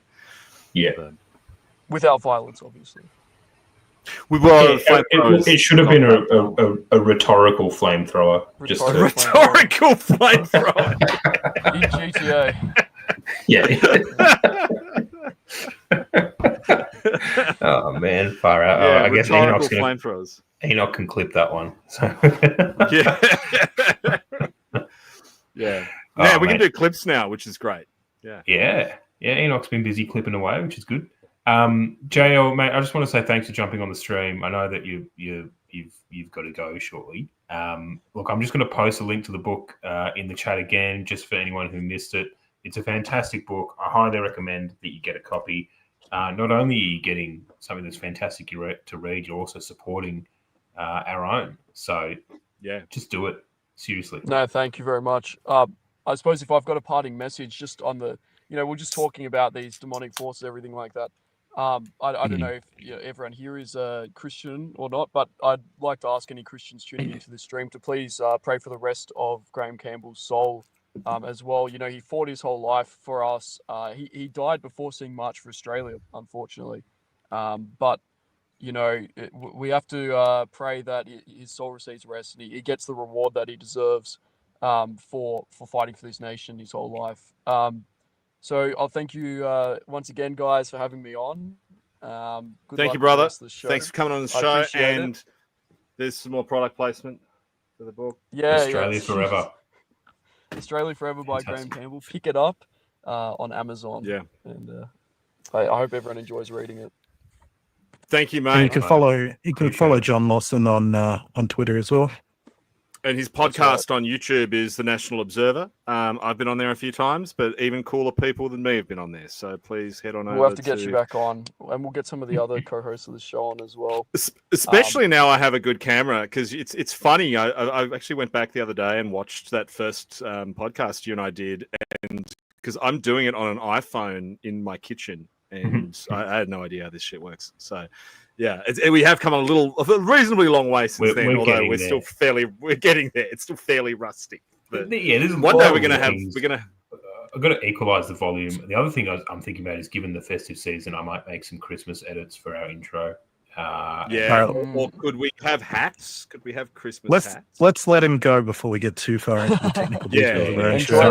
Cheers, John. We're now into that part of the show where we get into the meta bit, where we talk about the show, which Enoch always says we shouldn't do. But I think it's one of the highlights of the show. I think the fans love meta. They like the autism. Yeah, they like the autism. We didn't get into the Melbourne march to put Australia first, so long as we don't offend anyone, and have a moderate position on everything. Yes, all out where Ozpill, rocked up and wanted to support the march, and no, that was Sydney. That one was in Sydney. That was Sydney. No, he was in Sydney. No, that was the Melbourne one. Was it Melbourne or Sydney? No, I'm pretty sure he was in Sydney. Wasn't Harvey in the Melbourne? No, he was at both because they did it across 2 days.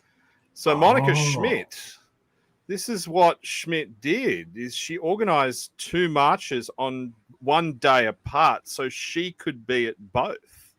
Right, because this is what the people want: is they want more Schmidt. Right, they just want to be covered in Schmidt. So they had to structure the marches across 2 cities for that reason. They were out on the street to protest as street. Yeah, Schmidt. and he was in Melbourne. He was in Melbourne, Yeah. and the reason is because I just remembered that Hanson was in Melbourne, not in Sydney. Yeah. Well, Helly Hansen. In any case, for those of you who didn't see, maybe Enoch or John, you can sort of explain what happened. I'm happy to go ahead. He walked up. He was in a Helly Hansen top, and Avi directed some kind of goons to remove him. Now, what's happened is he's gotten into a confrontation with the goons. I mean, you can watch the video. It's worth watching. It's also worth watching. It is good, yeah. Commentary on it. He went through the video himself. He's basically been involved in a bit of a verbal stoush with Avi and his goons and come out on top, in my opinion, before being ejected. There was a point where they said, "You're a Nazi." He said, "I'm an Australian nationalist." They said, "Well, we don't want Australian nationalists here." Which is pretty amazing. That was good. At an Australia First rally, we don't want people who want to put Australia first. We want, who did they want there then? The Lions of Zion / what are they called? The Lions of Zog wanted, who there? Interestingly, no Israeli flags. Do you notice that? Like, I don't know, I was kind of looking. There was a bit where, Ozpil asked Avi, which army he'd fought for, and Avi didn't want to answer. Well, do you know the even more interesting confrontation with, because I mean, Ozpil versus Avi was kind of like, reminded me of the but it's like, what's that line from the Iliad? There's between lions and men. Like, it really wasn't fair. I mean, you've got Ozpil there, and then you've got this. I mean, because Avi's like not even 5 foot in real life. You know that? Yeah, Ozpil's actually quite tall. I've met him once. He's a tall lad. So he kind of just which explains the antipathy between Avi and Joel Jamal, because remember when we discovered that Joel Jamal is freakishly tall. Yeah, Joel is my height in real life. He's like 6'2", and Avi is like 4'11" at a pinch. And he's quite a little guy. Yeah, so sorry, height cells out there. Like, it is a thing. It's a. We can get into that on the stream of conspiracies about why. But yeah, so I don't think like Ozpil versus Avi was a really fair fight. It was always going to go down that way. But afterwards, as Avi's walking back, there's another video by a guy. I don't know his name. He posts as Australia Talks. And he's actually messaged me about coming on our show, but I don't really know his politics. Like, sometimes he hosts that like he's inside the March for Australia spaces, and then other times he's in like that Sid Vicious guy's Antifa ones. Like, he's all over the show. So I really don't know what his politics are. But like, he nailed Avi to the mast. Oh, right? Really? And that was a fairer fight, because like, this guy's clearly a little bit like, he's not all there, but Avi kind of has nothing for him either, and like, he just like gets up in his face and says, he asks him, "Are you Australia first?" That's the language he's putting back in his face. To which obviously the answer is yes. Yeah, I mean, even the dumbest liberal politician can get that out, and yet. Well, and I'm assuming Avi couldn't. I haven't seen the video you're talking Avi about. Couldn't, man. Oh yeah, I saw it was posted after. He kind of rhetorically retreated for a bit, and then I think he did actually say it at some point, but he didn't say it convincingly. But anyway, look, there is some interesting stuff to take away from this. One, I mean, I cop a lot of flack for this because I am a Joel Jamal defender, mostly just because he's tall and I only respect people who are the same height as me. And he has been saying kind of publicly, but I mean, people who know he's been definitely saying it privately for a long time that, sure, there might be NSN guys inside March for Australia, but there is definitely an attempt by these organized pro-Israeli groups who are funded overseas to co-opt the Australian anti-immigration movement. Has he been saying that? I didn't know that. Yeah, he has been saying that. And, right. I mean, this I think is where some of the mixed messages came from early on because, he was trying to balance his two positions. And, well, now we have it. Like, now the evidence is right there. I mean, this thing was organized by an overt Israeli activist group. That's who organized it. That's who put Pauline Hanson on stage. Oh, really? Okay, so I didn't know all the sort of intricacies of this. I thought it was just Monica. No. Well, I mean, Monica, look, she's kind of a harmless lolcow who sells crystals and munches granola and doesn't get vaccinated. She'll probably die of polio, right? I mean, look, Schmidt's funny, but she's ultimately harmless. She did not organize the logistics of this thing. I had people there at the Sydney one who were telling me, like, these guys in the high-vis with the big lion, the Lions of Zion guys, I mean, it was their gear that they were using. Like, that's who brought the PAs. That's who had the trucks to take it away with. The whole thing was organized by them. So that's a big question mark. Why? Right? Yeah, okay. I had no idea. I thought it was just, Well, I mean, the Tommy Robinson thing is kind of okay. I mean, it's part of their MO, right? Is you co-opt anti-immigration movements and you make them not about immigration, you make them about Islam. And this is all we've seen from Pauline Hanson now for like the better part of a year, right? She's not really talking about immigration that much, but she is talking about Islam. Because it feels like a safe space for them, right? It's like a micro step towards reducing migration without. Well, it's safe with a certain group of supporters. Yeah, and I think you'll get more in the media, more cover from the media too. Well, you're less likely to get called the R word, which is their kryptonite. Which is interesting because, like, sure, reduce Islamic migration, sure, tick, yep, I support that. And I'm repeating myself from the last stream. My question from then is, okay, and then what happens? Do we just stop there? No, thanks. We need to go much further than that because last I checked, it wasn't infinity Gazans coming into the country. Which sure I oppose. It's infinity others, so it's not good enough. Yeah, I'm going to make a prediction though, which is that I think that we've had an easy run with Muslims like for a long time, and that those tensions are going to come back. Like, what do you mean? I think sectarian tensions are going to kick up. I think that statistically we're likely to have more Muslim terror attacks in the next 10 years. I think, a fairly good job was done at suppressing it. But if you look at the percentage of our population, if you look at, just the history of these things, and the lack of integration and just the political incompatibilities there, it's a problem. Like, it is a problem. I don't necessarily think we will. I think what you're going to see is, I think the age of terrorist attacks is probably largely over because they are so easy to interdict now. I mean, you can't stop schizos with knives like doing those London-style attacks, but I mean, anything more sophisticated than that, the largest mobilization of intelligence resources in the history of our planet happened to stop it, and that's why you don't see them anymore.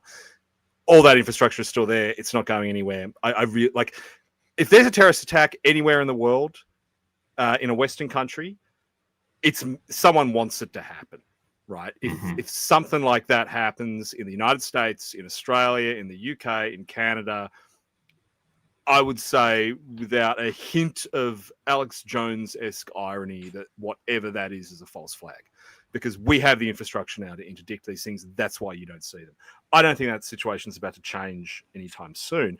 What is happening, though, and this is what people forget about Islam philosophically, is our religion and Judaism is, it's harsh, but they're kind of philosophically dead religions, right? I mean, there hasn't been significant intellectual advances in Christianity in probably like what we would say maybe 100 years. I mean, I love Cardinal Robert Serra's work, but it's not exactly Augustine, right? So not much has changed. I mean, well, the Catholic Church is innovating pretty hard, pretty fast. Turning into a socialist organization. Some of the greatest Islamic scholars are alive today. Right. So it's a live religion, and it's been changing in a lot of ways that in the West we probably don't necessarily see. This is one of the reasons for so much of the antipathy towards the Palestinian cause from the rest of the Islamic world.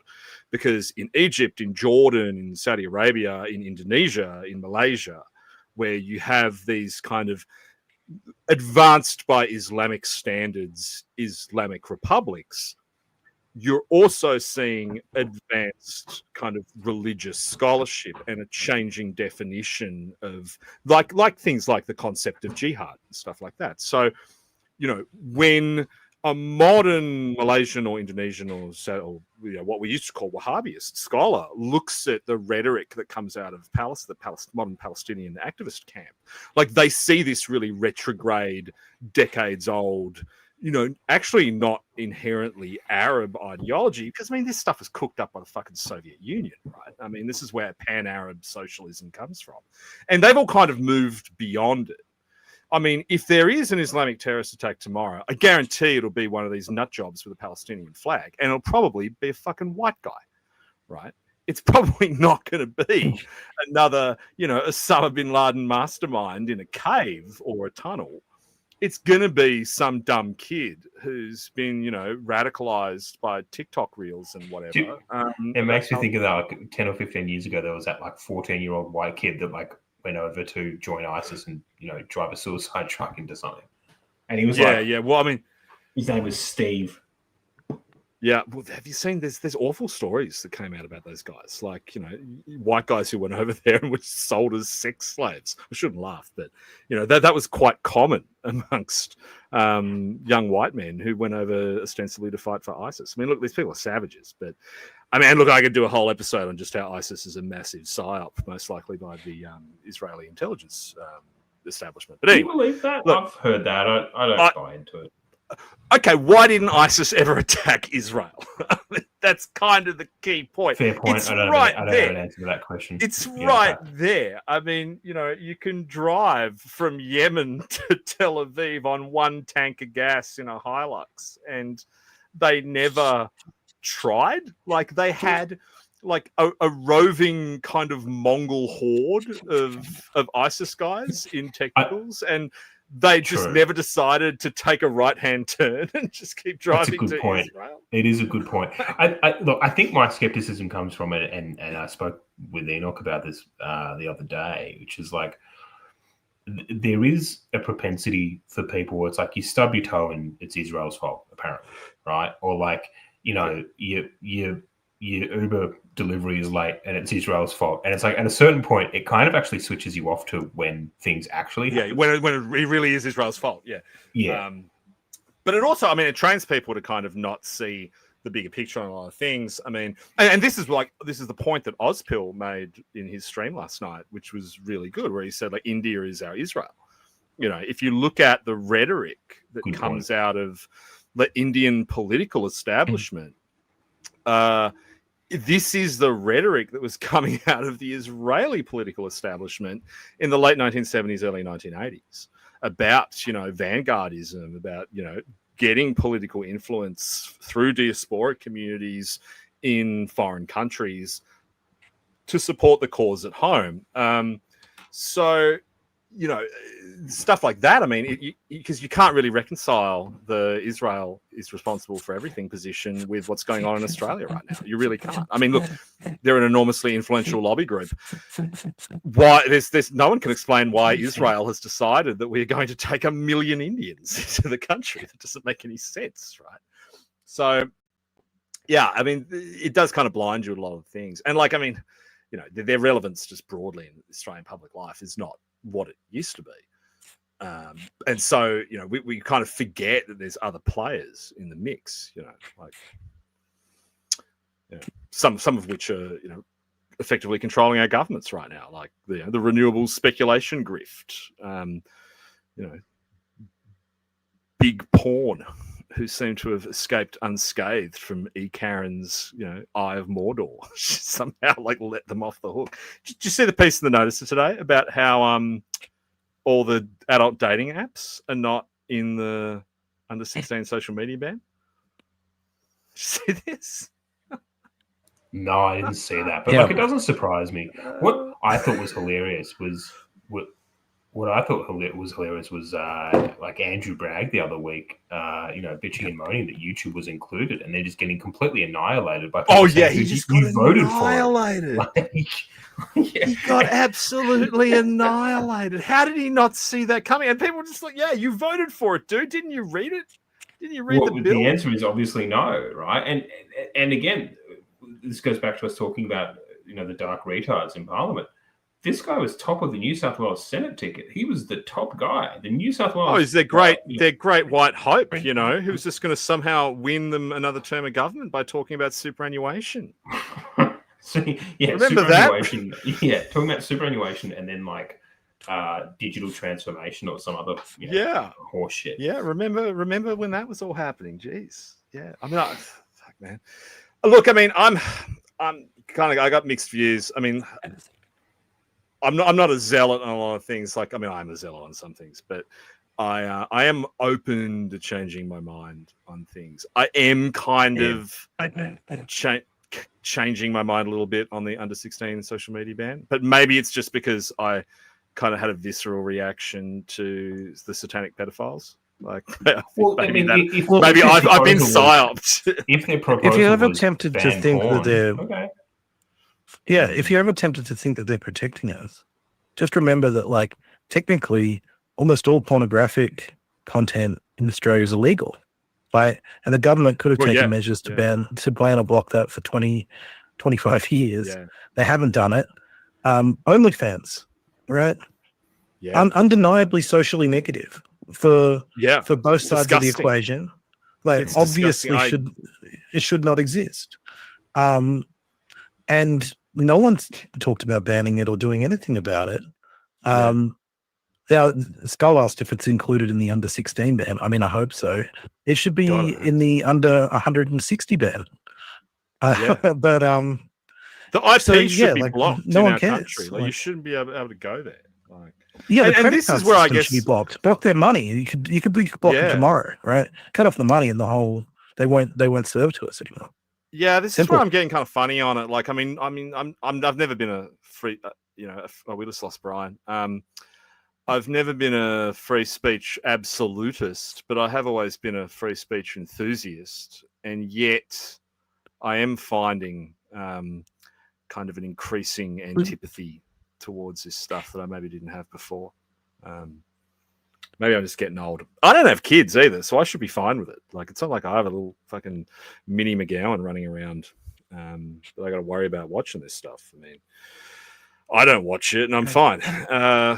That's not true. I do watch some of it. But today I watched a Bonnie Blue video. You heard of her? Bonnie Blue? I've heard of her because because news.com.au doesn't stop promoting her. Yeah. Well, someone was talking about her. This is the culture that we live in.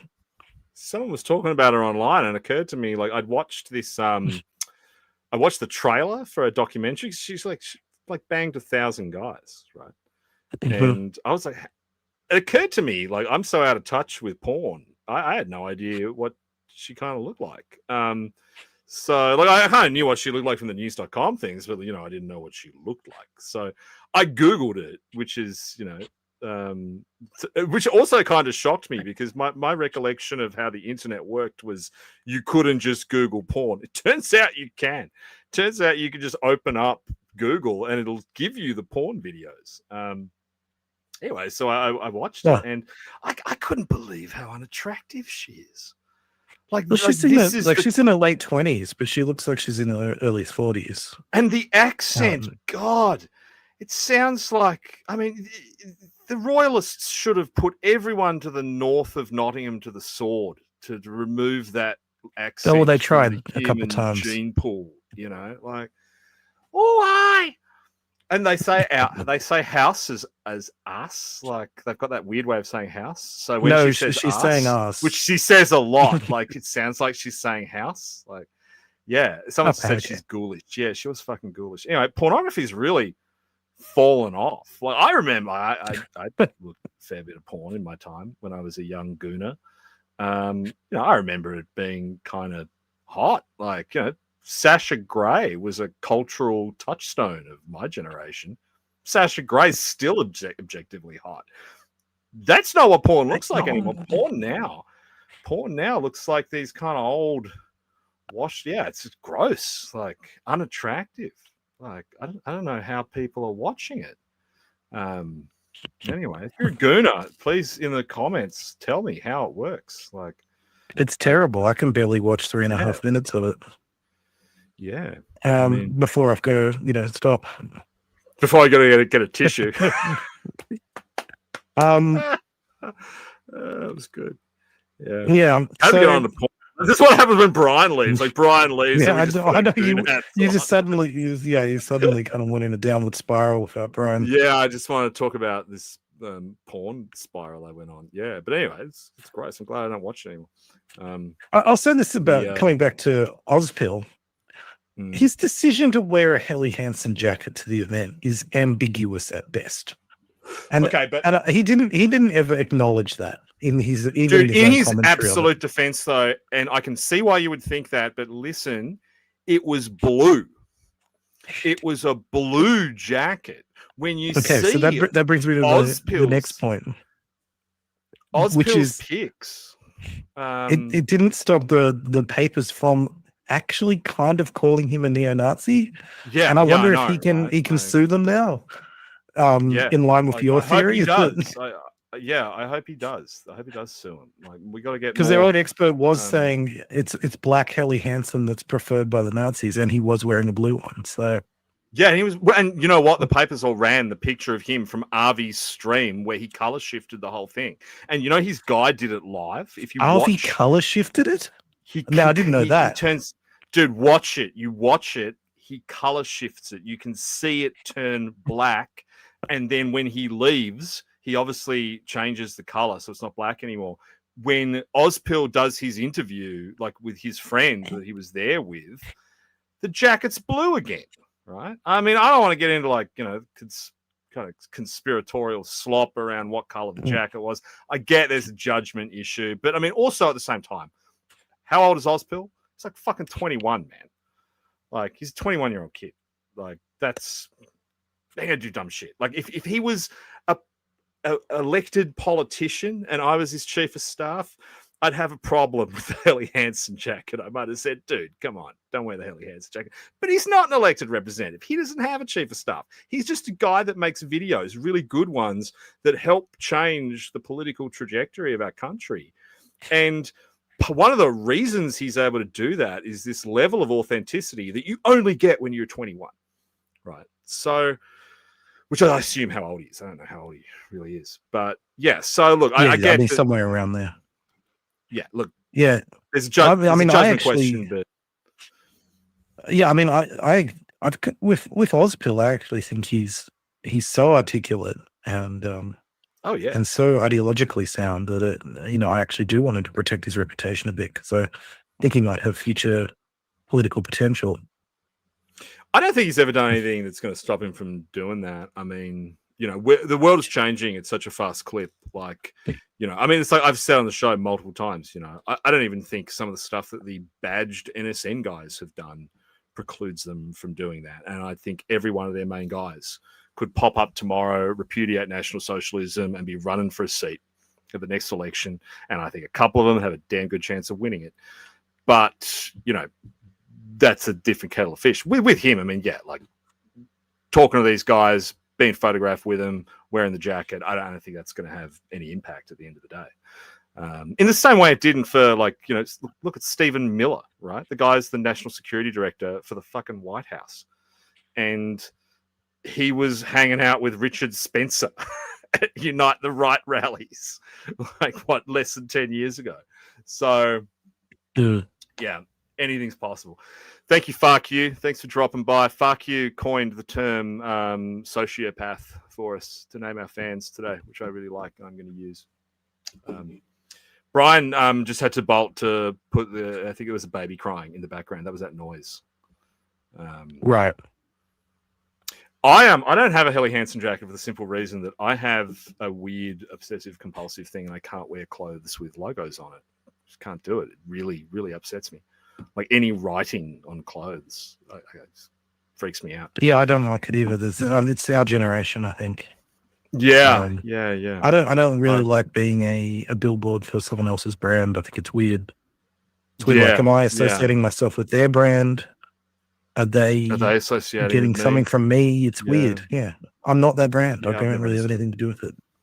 Some things are nicely made that it doesn't matter. I mean, but yeah, I don't think that's that's not something I would do. But yeah, I mean, but this is part of the problem that we have. Like, I think, you know, the left love the Helly Hansen discourse, because Helly Hansen discourse and the question of whether or not wearing a jacket makes you a Nazi means we're not talking about the people wearing the jackets, talking about mass migration, right? That's what it comes down to. And I think we're just going to see more and more of this. And we've seen this playbook from the American left, right? Keep talking about these kind of sloppy distractions so that the core message isn't getting out there. All they do with Nick Fuentes is just say he's a Nazi over and over again. Like, they don't actually engage with anything he actually says ever. Yeah, that's the key. That's the key thing. Is just don't let your opponent actually talk about the policy message. Don't let them talk about the consequences. Only let them answer: are you a racist? Are you a Nazi? Are you a homophobe? Are you a transphobe? I mean, I've been thinking actually it's about time for a new one, right? Trans stuff's getting kind of old. When are we going to see the left find a new kind of diversity avatar? You know, and what's that going to be? The thing with the transgenderism thing went too far, and because the whole point is not the actual people that they purport to help, you know, and what they've done has not really helped those people a great deal, and has hurt them in many cases. And it wasn't catching on. It wasn't generating what it is they need to generate. What they need to generate is undermining of the kind of central narratives around the dominant or what used to be the dominant identity. So yeah, my prediction was that they would back off that because it wasn't working and it was creating a backlash, and they'd find something else to angle in on again. I think they've doubled down on women a bit, but they're trying to push women are back. Women are back. Equality, but I mean, no one really cares anymore because women are everywhere, right? And then maybe we're gonna have to have a discussion at some point. Are there too many women? Right? I mean, have we hit peak women? Maybe we've got enough women for once. Did you see that horrible story? I think it's probably not horrible. It's probably going to work out quite well. But the story out of South Australia about the sex ed class. Did you see this today? Yes, I did see it. Yes. Yeah. But, so for the benefit of the chat, there's a case in South Australia. I don't know why I'm watching so much South Australian news lately. It must be the algorithm. That says a woman, and like you can tell she's a Christian because she's got 6 kids. That's like an instant Christianity flag. Her kid comes crying out of a sex ed class because at a public school, a government-funded diversity and inclusion seminar suggested that, and the trigger warning for Enoch the capybara, that bestiality was just, a sexuality that you could have, as well as a whole heap of other gross stuff about pornography and, aberrant sexualities of all descriptions. Anyway, and this woman's suing them. She's suing the state government. She's taken all the kids out of school. She's put them in a Catholic school, where they're probably just getting the same content, really, if you know anything about the situation in Catholic schools right now. But yeah, so it's an interesting story. I mean, it just goes to show, and there's no kind of making up for it. Like, they're not having a big soul search about this. I mean, the government put out a statement saying, "Oops, sorry, we've fired them. We've hired new diversity and inclusion consultants." No one's talking about the fact that, well, this stuff is just endemic now. Like, when you do the diversity courses, this is what you get. It's everywhere. And how far is it going to go? Where does it stop? But I mean, good on her for pushing back on it. So, yeah, I mean, it's difficult because you just never know what they're going to feed your kids in their class. Yeah,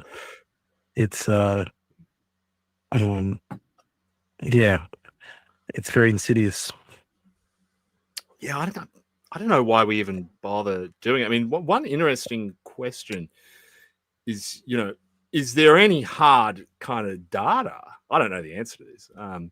That any of this stuff, well, I mean, this is kind of the challenge, right? Like, when I was a kid in the early 90s, the focus of sexual education in schools was to avoid teenage pregnancies, which, looking at white birth rates now, I mean, and looking at what most people's lives were like, I mean, I think I'll kind of look back on that, thinking actually these people should have bred. But putting that aside, I mean, that was what it was all about, right? It was about, like, scaring you off having sex until you're 18 because the state didn't want teenage babies running around. Fair enough, right? And the reason the state didn't want that is because the state also didn't want abortions. So the most elegant solution to that is a sexual education regime. We just scare kids into not having sex by showing them pictures of syphilis sticks and stuff, whatever. That's changed somewhere along the way. Now sex ed is about, hey kids, it's okay to watch S&M porn or whatever. But I mean, what's the goal, right? Like, when I was a kid, there was a very clear and obvious goal. Don't have sex. So what's the goal now? Like, that's what I don't get. I mean, well, I think it's a stochastic effect, because what it comes down to is that there's two worldviews. There's the old worldview that we're moving away from, which says that sex has a moral quality to it. And then there's this kind of ultra-liberal worldview, which, I mean, to some extent, the liberals, like, in their perfect, or whatever you want to call it, the reductio ad absurdum, or taking what they think to its logical conclusions, we're like a brain in a vat. Like, we're a consciousness that makes moral decisions completely divorced from our biological reality, and from any kind of physical constraints. And in that world, sex is an activity that, if appropriately wrapped up in a condom, is something that just feels good. And maybe you're right. And yeah, like, and if people feel that way about it, then you get to where they get. But, like, I said this in kind of mixed company a while ago, that sex does have a moral quality, and you get kind of shocked looks from some people. But there's a discussion of Ayla Girl, actually, on Twitter.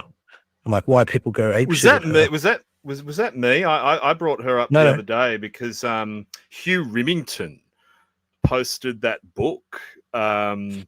So I mean, I make this joke a lot about how the Australian government just makes policy now based on books that get recommended by algorithms, right? And so there's this book about, like, AI is going to kill everyone, and Hugh Remington's there going, everyone should read this because AI is going to kill everyone. And it turns out, but you know who the co-author of that book was Ayla Girl's boyfriend, Nate Saul. Okay. he was the co-author, and so I was in. And of all people, Claire Lehman actually tipped me off to this. So that's a strange way to wake up in the morning, by the way, when you get a DM from Claire Lehman telling you about a gangbang at like 8 in the morning. Like that's a strange thing to have happened to you. But so that's how I heard about it, and so I put into Hugh Remington's mentions and said, "Dude, do you realize this book is actually written by the guy who's like doing gangbang logistics for an e-girl? Like you're telling Anthony Albanese, like you absolutely have to read this book." But yeah, I mean, like e-girl discourse is fucking fascinating, man. Like, how do these people end up like this? Like, well, I mean, what's crazy is that she talks about the fact that she was abused as a child, but then says it didn't affect her sexuality. But she's got like the sexuality of 0.01% of people. It's like, well, it pretty clearly affected your sexuality. Like, and you shouldn't really promote it the way you promote it. But I don't know, man. People are scary, dude. They're very scary. They must have like kind of followings though, right? Like, I mean, she's got like a heap of YouTube, Twitter followers or whatever. I mean, I wonder if it's not an angle that they play. I mean, in the same way that like the angle I play for Substack subscriptions is just posting the same pseudo-intellectual nonsense on Twitter. Is there like a market for pseudo-intellectual OnlyFans girls? Is that how it works? Definitely. Yeah. I mean, I'd say 100%. That's normal. Like you're on the phone to the broth trying to get two girls to a Meriton party saying, have they read Nick Land? Like, I mean, that's not how real life sexuality works. I can't imagine the idea of a guy sitting at his screen going, I want to pay $40 to watch an OnlyFan girl, like, you know, for later cucumber or something, and wanting to know what kind of philosophy she reads. That's extremely strange. Yeah, it's important that they've read Nietzsche. I need to stare into the abyss. Yeah, well, someone is. Yeah, I don't know that stuff. I think, and it's kind of interesting with everything going on with Karen and stuff, and people thinking about, you know, what the kids are looking at. I mean, honest to God, I'm more worried about what the kids see on Netflix and the Disney Channel nowadays, and what they're seeing on, you know, TikTok. And I mean, I have more faith in social media algorithms than I do in Hollywood producers, right? To actually produce... if you blackwash every historical film and TV series, to what extent is that not misinformation and disinformation? You know, I find if you're constantly presenting people with like a hero dichotomy where a young empowered black woman is frustrated by the stupid white men around her and has to do it all herself over and over again. I mean, to what extent is that not? And there's like a useless white dad and an interracial couple for comedy relief, and like it's just the same. It's kind of the same social dynamic over and over again. Whereas when you go back and like nowadays, I mean, I only have like 2 streaming services. I have Crunchyroll for anime, and I have Criterion Collection. And when you go back and you watch kind of like so many of these classic, I had to get that in there. Like I said, it's the pseudo intellectual thing. When you go back and you watch all these classic movies from the 1990s, the thing that strikes you is the insane diversity of social dynamics across. You know, you look at like a given year in film, and you look at like the Academy Award nominees for a single year, which, because you get that a lot on Criterion, like they'll do like the little collections of films, or even just across like a single director. And, you know, you'll get like, there'll be a movie about a rich white couple, a movie about working class people, a movie about middle class people. You'll have movies with black characters and Asian characters. Like there's more diversity in the 1990s than there is today. Because today, every single film, or what passes for a film on the streaming services, which don't even get me started on that, like it's just the same kind of cookie cutter social dynamic at play every single time, to the point where when you see something different, which you really only see in like a handful of genre films and like Robert Eggers now, it kind of jars you, and like you're waiting. Like, I mean, I remember when The Northman came out, watching that, like waiting for the Black Viking to show up, and it never showed up.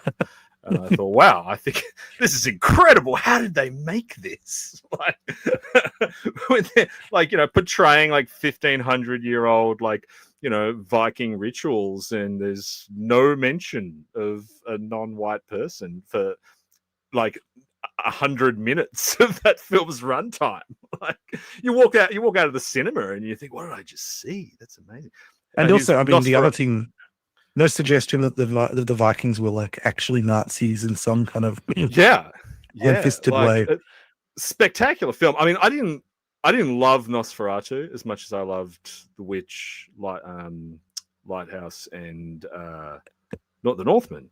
But again, it's the same thing. Like, it's a period film with a depiction of a period culture, which is just so alien nowadays, right? Like, I saw the clips of Christopher Nolan's the Iliad. Or is he calling it the Odyssey? He's doing the Odyssey. Yes, it is the Odyssey he's doing. Yeah, and like an Asian guy. It's like an Asian Greek guy. Now, Matthew Clark's just pointed out Molly Millions is race swapped in the new Neuromancer on Apple TV. Neuromancer is one of my favorite books ever written. You know, they've been talking about doing an adaptation of it for years. And yeah, they just kind of casually race swap the protagonist, which is insane. Like, why would you do that? It just makes no sense, if not just to punish the fans. I mean, one of the funniest ones, I haven't watched it because I stopped watching Slop like about 18 months ago, but I do follow it online. The Witcher season, I think it's season 4 maybe is out, or season 3. And because they sacked Henry Cavill from The Witcher for being too based.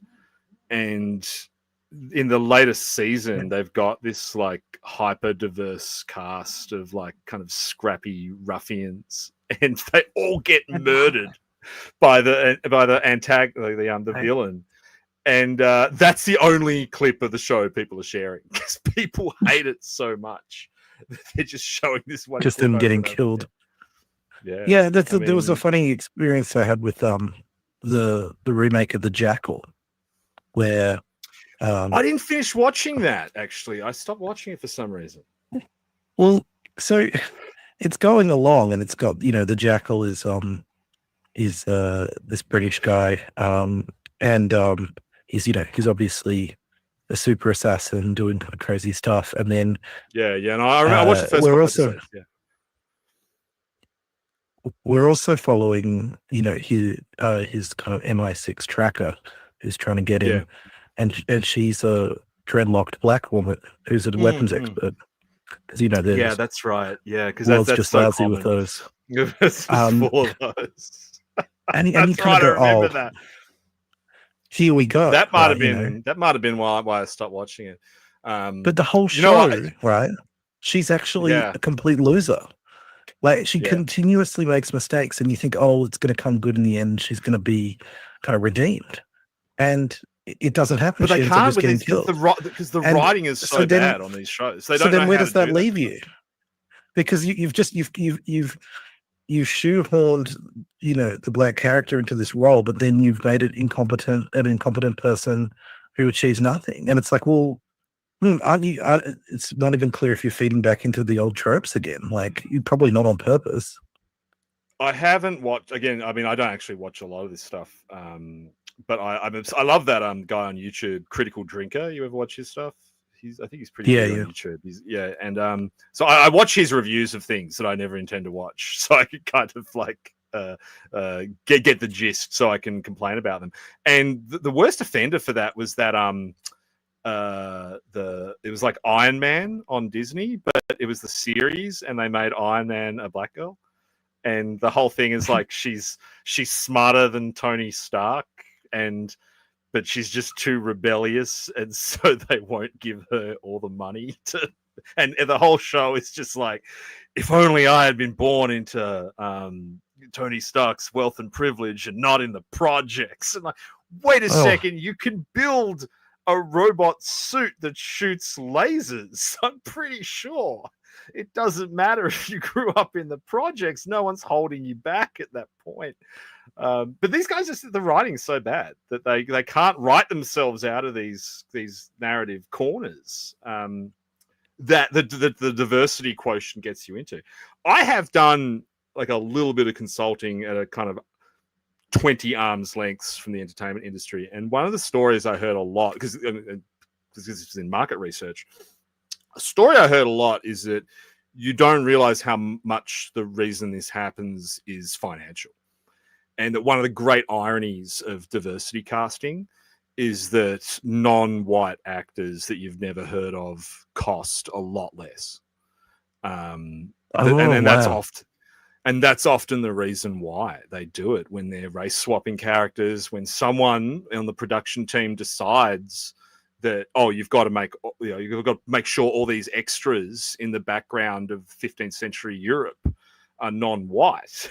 It's because they're filming it on a back lot in Ireland. And so brown people are cheaper to grab off the street and put them in these shows. And that's often the motivation. Like, I don't know if it's a big conspiracy or anything, but it's just like so artistically annoying. And you'd be hard pressed to find another example of an artistic movement that is like denigrates mediums this much. I mean, even when you go back to things like, surrealism and Dadaism in the first part of the 20th century, where you do have these kind of aesthetic revolutions, they are still in their own way beautiful, right? I mean, they can still hang in galleries and things like that. But it's like what we've done to film and the motion picture entertainment industry in the last decade, it really is. Well, maybe more, since probably the end of starting in 2008. It's just destroyed. I don't even know how it recovers at this point. Like how you're ever going to have the kind of cultural dominance that film and television once had. I don't think you can ever get it back. Yeah, I think we're going to move on to new forms. Like we're doing right now, really. I think streaming and stuff that's more authentic and personal. Well, I mean, you look at the it was only semi-ironic when I did that Substack piece about the anime culture wars in Japan and why.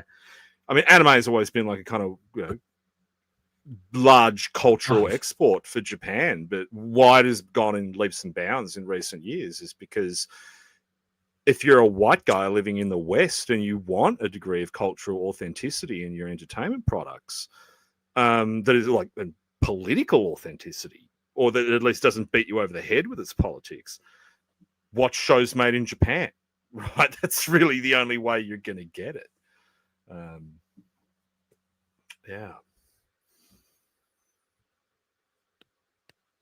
right. Well, I have to go at 10, so we should. Oh, shit! It is 10 right on. Yeah. Thank you for joining us, guys. Kind of all over the shop stream, living up to our name as the stream of consciousness this week. Okay. What do you expect? I noticed that I think because Brian put it on a bit early tonight, that we've actually been live for 2 hours and 50 minutes. That's right. So we'll have to clip it before we put it up online. Hey guys, thank you for joining us. You'll notice the numbers are a bit down tonight. That's because I didn't put the promo on, because I'm going to put the promo on YouTube to see if it improves our numbers, so we can get people watching and maybe get those cool Google bucks, and then build us a little sock studio, which we'll have to think of a sock pun name for. Sock HQ or something. Yeah. Total liberal death in the chats. And guys, stay conscious. Cheers, guys.